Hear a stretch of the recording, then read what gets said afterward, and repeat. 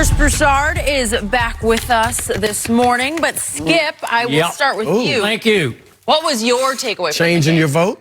Is that it? You know what? I got nothing out of this game last night. The MVP battle was a big dud.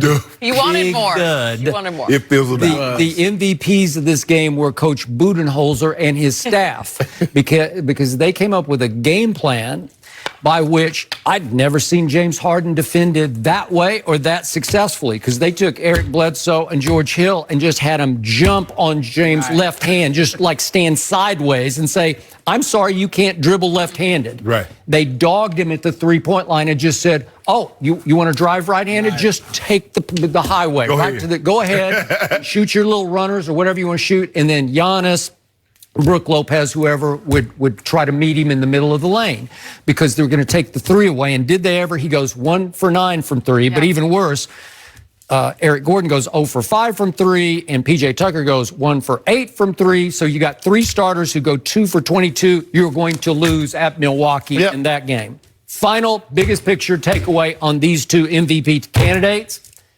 I don't love either one of them in the postseason. What happened last night to me, just step back, I don't trust either of these MVP candidates.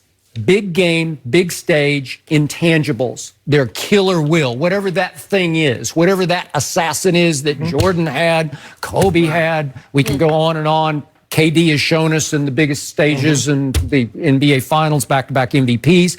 Both of them shrank under the magnitude of that game, a nationally televised, pretty big stage game, a late season MVP matchup, the likes of which we may never have seen before, right? It was great. I was keyed up for it, and maybe they were both too keyed up because they shrank in the spotlight. Go ahead. I agree with everything you said. If you went into this game and you thought Giannis was the MVP, you left the game saying Giannis is the MVP. Six. But he's a volume shooter, you know. But not that volume. No. Oh, we've seen him go 11 for 38. Well, what I disagree with what you say is he has to get 50, because in 6 of their last 10 games, he's had below 30. They're 7-3 in those games. So you got Chris Paul, you got Eric Gordon, you got Clint Capella. Capella's played well. Yeah, you have, and Gordon is a very good player when he's healthy. He's streaky, but he's a very good player. Yeah. And obviously Chris Paul is who he is, even if he's declined a little bit.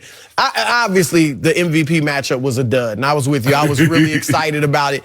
Eric Bledsoe was the MVP. Yeah. But they may have given a blueprint of how to defend Harden. Because you mentioned, like, when have you ever seen not only Harden, but any player defended where you just sideways? Right. You're so much on this side. It's one thing to, go a little bit to that side, but they were like that, and then they were standing sideways. Right. They were going to make sure he couldn't get to that left hand. Yep. And then they knew that even though he would go to the right, when he got to the rim, he was going to come back to the left. And that's why Bledsoe and everybody was still swiping it, because they know from behind. Right. He still doesn't feel comfortable, even though he can lay it up with either hand. He wants to go to that ball dominant hand. And Bledsoe got hot in the third and went 16 straight. Bledsoe. I'm like, who is? Well, what you saw, look, Milwaukee, I don't think they're only the best team in the East. I would pick Golden State, but they've got to do some things that will give them problems because they're long. Remember, they beat Golden State in Oakland earlier in the season. They're 5-1 against Golden State, Houston, and Denver. I give you props. You were on their bandwagon early. You were saying, watch out. Now, you are right about both of these guys in the postseason. Now, Giannis, he's young. We haven't seen enough yet. Harden, this is what he has to overcome. Yes. Like his legacy, if they somehow win a championship or two or whatever, and he does it in the postseason, his legacy, we're talking about really skyrocketing. Yes, yes. I don't know if he can get to Kobe Bryant territory. He'd have to win a lot to do that. But if he fails again in the postseason this year, because we've seen it time and time again, and if you want to, whether it's the usage rate, does he get fatigued in the playoffs, or is it mental? But Chris, the thing is that I'm going to push back. He can lose, But he can't lose like how he lost to San right, I Antonio. agree. I agree. He can't lose by shooting 2 for 17 from the three-point line and scoring 15 points. Or taking 11 shots or something like that. Or losing in a Game 7. He can't turn the ball over 14 times in the playoffs like he did against Golden State or dribble the ball off of his foot. Those are the type plays that he's going to have to overcome in the playoffs. It's just not going to be good enough. They're like, okay, you know what? If he plays well and they lose, the team plays better, you can live with that. But he's had some awful moments in the playoffs. I'm just saying, if he wants to get to the higher level of the Kobe Bryant, then he's got to win. Yes. Right now, he's going to end up in that stage like Barkley and Ewing and, Malone, these guys that never have won. But you're right, he's got to play well. And Giannis, we just don't know. Look, when he came to L.A., they had, 16 points a few weeks ago? Yes. Now, granted, he was injured. There was some question of whether he was going to play. Right. You thought he wasn't even going to play. Yeah. So I don't know if we can hold that against him. But we have to see both of these guys in the big moments. Yeah. But I'm telling you, Milwaukee with their length, they tall. I think they would get, and they're physical because you got Lopez with his size. Obviously, Bledsoe is physical. If they can get Brogdon back by then, you got Al Gasol's just sitting down there in street clothes at the bench, and he's going to be back. Oh, yeah. What's this kid? Is it from Notre Dame? Connaughton? Was it Connaughton? Connaughton? Yeah. No, he's a good player. Whoa! I'm like, whoa! Look at Billy Hall. Budenholzer's done a great job with that. He gonna win Coach of the Year. They're second in the league in three-pointers made, third in the league in points in paint. I do think Giannis, because let's face it, a lot of people haven't seen him. They still haven't. Just because they're not on national TV a lot, and he showed you he brings the ball up the court half the time. Yeah. He can post up like Kareem Abdul-Jabbar or something like that. He scores, obviously dunks on everybody. He defends, he drives and kicks. Like, once he gets that three-pointer down, and it's improving. Capella hurt his feelings. Capella got it. Capella hurt his feelings last night. I don't know what he was thinking on that one. But hey, yesterday, I finally said, I'm going to give in to James Harden. I just raved on the show yesterday about him. Because I said, hey, he's doing things offensively I haven't seen before. You put him in rare air. Well, because he's performed in rare air. Yeah. And then that happened last night, and I said, really? Because it would seem to me, even if you jump his left hand sideways, he's just going to torch you. He's just going to figure out a way over time. Okay. Yes. Now watch what he does. Now the next team that play him, they're going to play that same way, and he's going to end up with 60.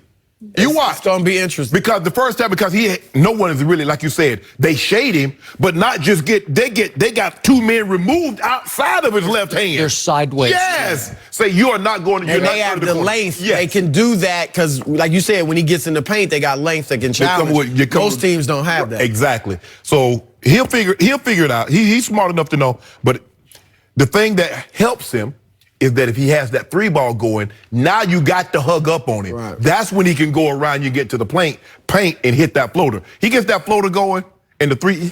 I think you have to think about this with the MVP voting, though. Like I said, the first 2 months of the season, they're under 500. Yeah. And Harden's playing every game. Chris Paul's playing every game. Capella was healthy at that point.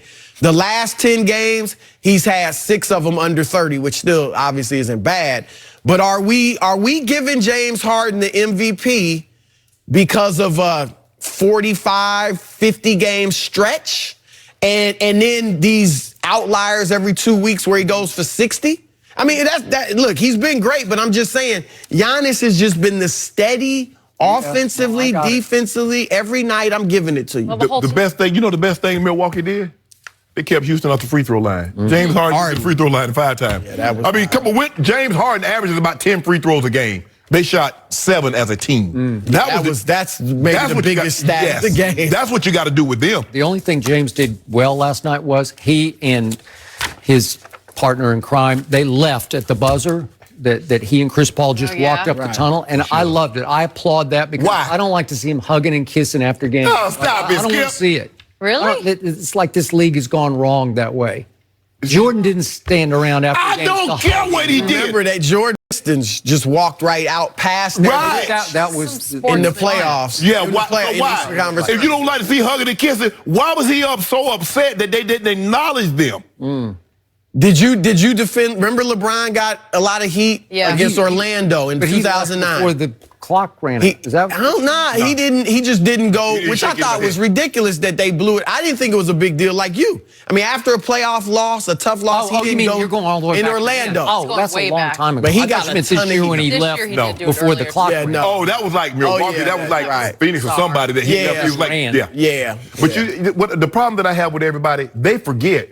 The big three Celtics, when the Pistons bad boys finally took them down, look at McHale, Paris, and Bird. And he shake no hands. They walked right off the court. And the Pistons saw what they did.